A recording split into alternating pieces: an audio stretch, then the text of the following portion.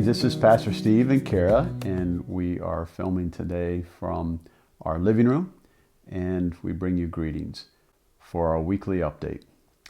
First, I want to just let you know that last Sunday, if you didn't have a chance to join us on our worship by wire, it was Pentecost, and we had some great celebrations there. It was also a time to recognize our graduates. If you didn't get a chance, so you can find the link on our YouTube channel there, as well as on our website, and watch that video.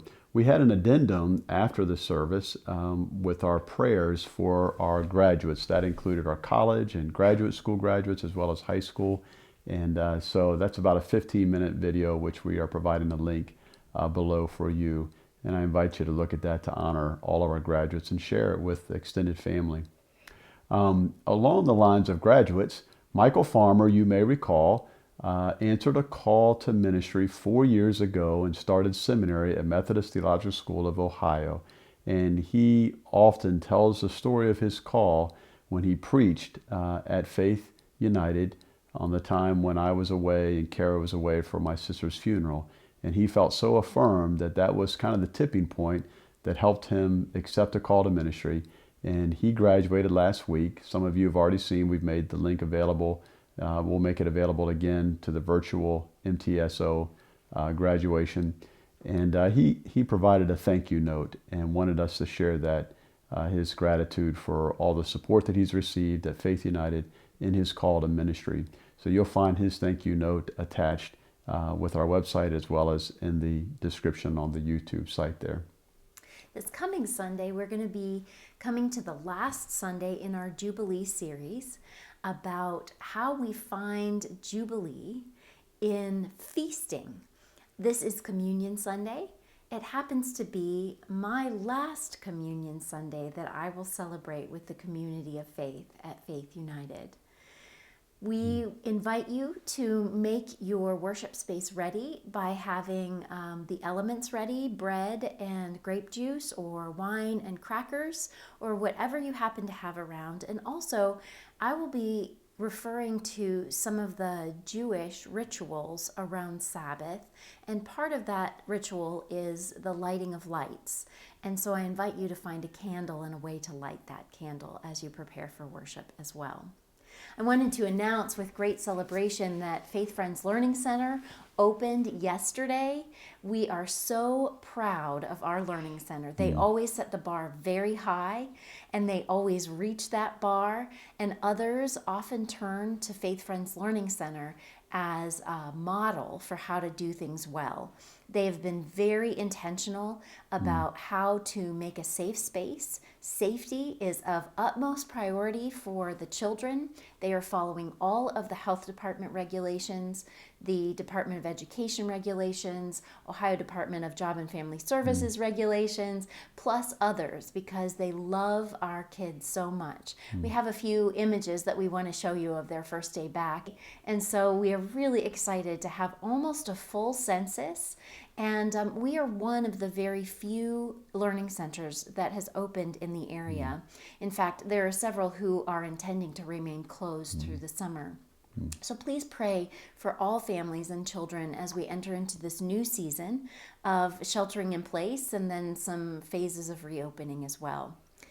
I wanted to tell you about our experience with Faith Kitchen. This is our third month to do a grab and go. We get better at this every single time. It was fantastic to see the whole cadre of people who just put their touch on this amazing ministry. We were able to serve hundreds of people down at Crystal Park. And our new associate pastor, Jake Heskett, got to be with us. He was warmly welcomed, as you can imagine, and he was just overwhelmed. Several times he just stopped me and said, "Kara, I cannot believe how wonderful this ministry is." And so we are really excited that he got to experience that wonderful mission with us. Speaking of Faith Kitchen, that, as you know, is one of our mission ministries, so it falls within our service and mission ministry team. And I'm really excited and happy to announce that we have new co-leaders and co-associate leaders for that team.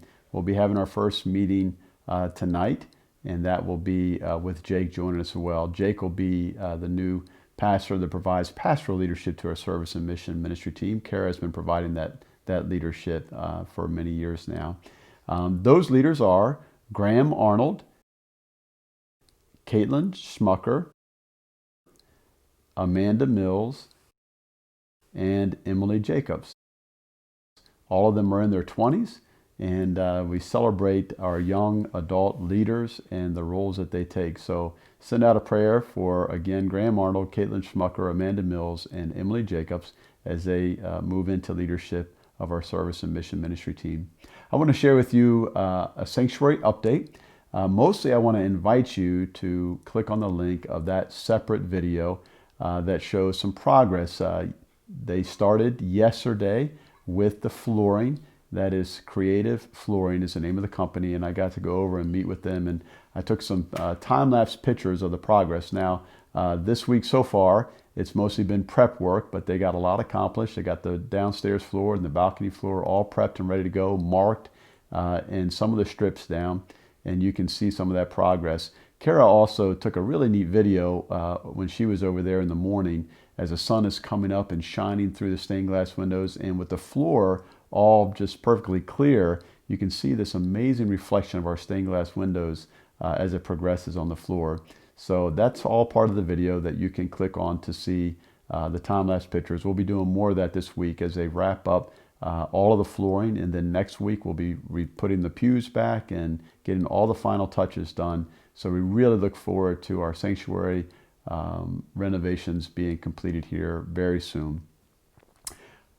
Wanted to remind you that this is the first week that we will not be having Wednesday Worship by Wire. Our Wednesday dinners and ministries normally stop at the beginning of May. We carried it through the end of May. We will be having a Wednesday summer event, not until the month of July. We'll be doing it July 15th. In the same way, the church board and ministry council do not meet over the summer. They won't meet again until the first Tuesday of September. That's the way it normally is anyhow. I'm really excited about our Vacation Bible School. Kathy and her team have done a wonderful job getting ready for that. Again, it will be not in person because of the coronavirus, but we begin to do our video recording to make that a really special experience for everyone, even while we shelter at home. We begin those recordings next Monday, the 8th. And you can click on the links to register. You do need to register by June 15th if you want to receive the VBS kit. There is still opportunities for others to be involved. You can be part of the VBS daily video for the Imagination Station and the Bible story. You can also be involved as a no-contact crew leader to pray for our kids, and families can send in videos of kids dancing to the music or the whole family getting involved. It's a great opportunity. Contact Kathy Schmucker to find out how you can be a part of this exciting ministry in these challenging times.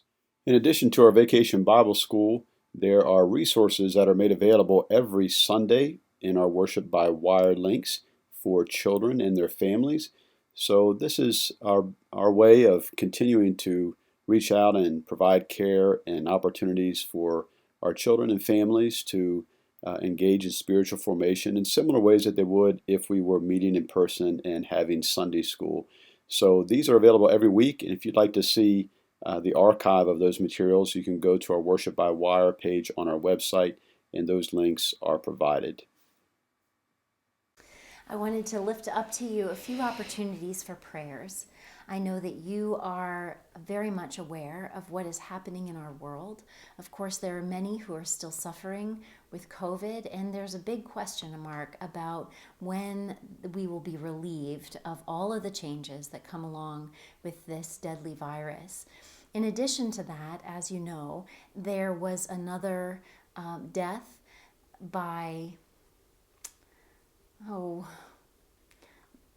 horrible persecution this week of George Floyd, and all of the rage that is just rising up in our brothers and sisters of color, but people across the world of all ethnicities and races and orientations and persuasions and economic strata and educational strata who are just so sad.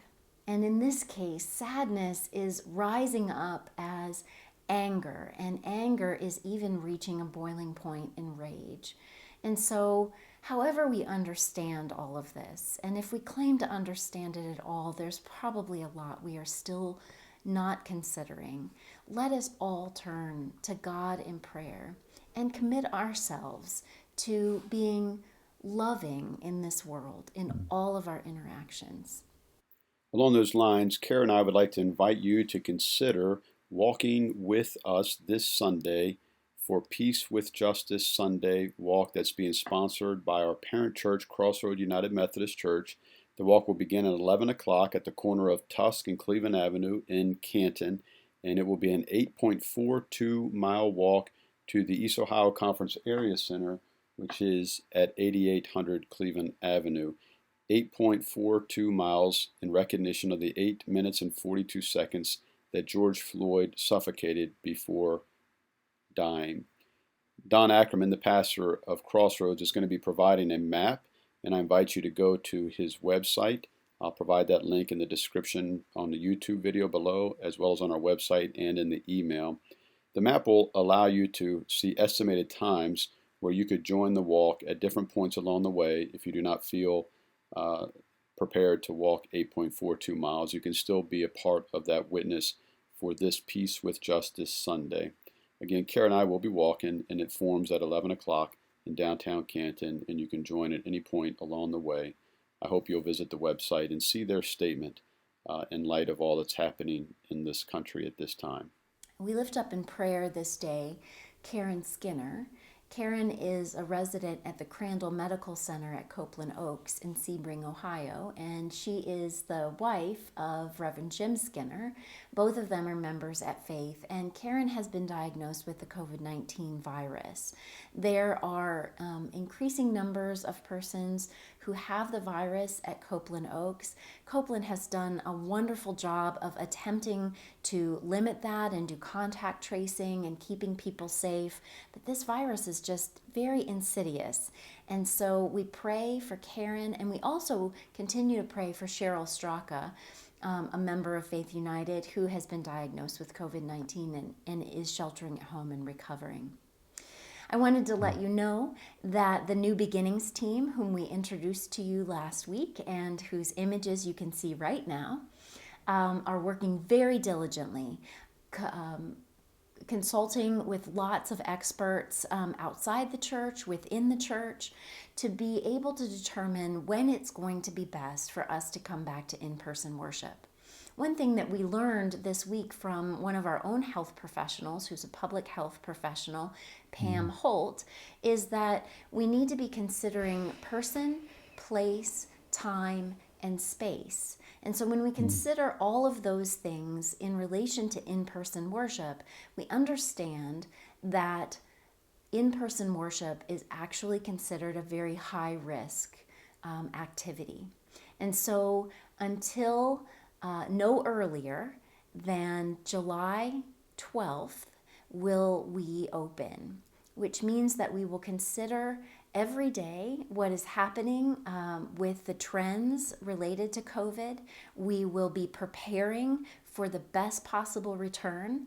It was wonderful this past week when Jonah, our intern, observed that safety needs to be our first priority. There is a squeeze from all kinds of different venues about we need to come back to in-person worship. The church needs to open again. But my friends, you and me, we both know, we all know that the church has never closed. The church is not the building, the church is the people. And if anything, the church, the influence of the church and the love of Jesus Christ has been multiplied in this time. And so we are diligently looking as to when we can return. Now you can imagine that my desire to come back to in-person worship is as strong as yours is. I'm anticipating departing my ministry at Faith United after 11 years of sharing your life. And I love you so much. And it would be the greatest gift in the world for all of us to be gathered together to hug and celebrate the ministry that God has done in and through us in the last 11 years. But what kind of love would that be if I put you in danger? And so I am at peace with the kinds of farewell activities that we will be able to have. I pray for you in this time, and I covet your prayers as I am in grief at not being able to see you face to face, but I love you too much to put you in danger that way. And so I invite you to join me in prayer as we close this weekly update. Bind us together, Lord, bind us together with cords that cannot be broken. Bind us together, Lord, bind us together, Lord, bind us together in love.